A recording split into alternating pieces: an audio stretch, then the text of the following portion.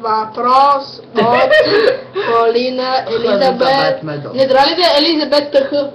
Да. Мидлетон. Мидлетон. Точка и запетая. Целувка. Не това.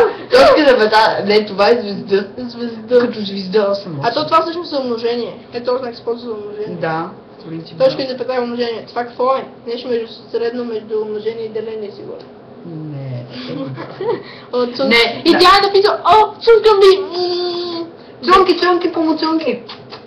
И накрая точка и запетая. И накрая точка с едното точка, другото запетая така. Точка, и Д. Тоест? Да.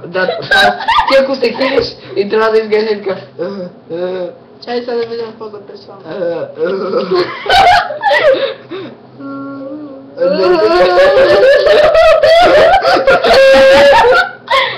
Не е смешно. Аз не правя толкова дълги текста. Ти можеш ли да мърдаш звезди? Добре. Аз пиша звезди, да си откъпваш на химикалки. Може ли да си мръднеш фото? Мърда ли си? Виж. Мърда се! Мърда се, да. Да! Бавлек! Без ръчета. Шарлатанен му се дъка на човек. Иде. Пари!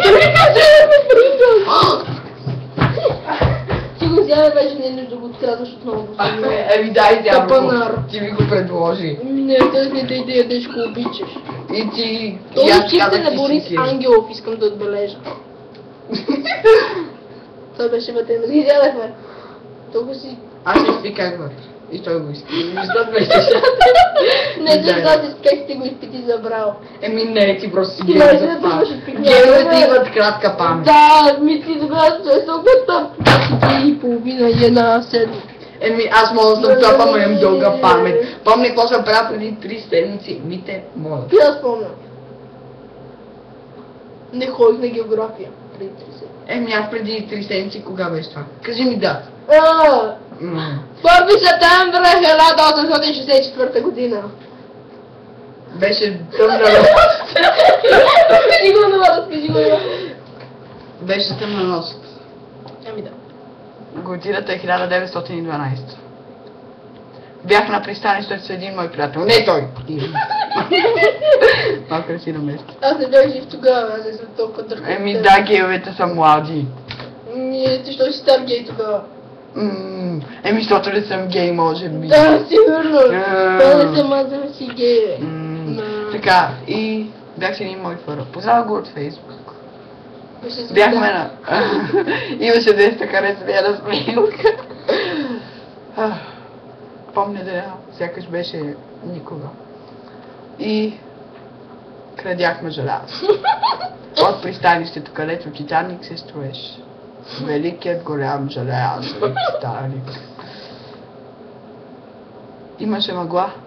И всяко се провика: "Стой!"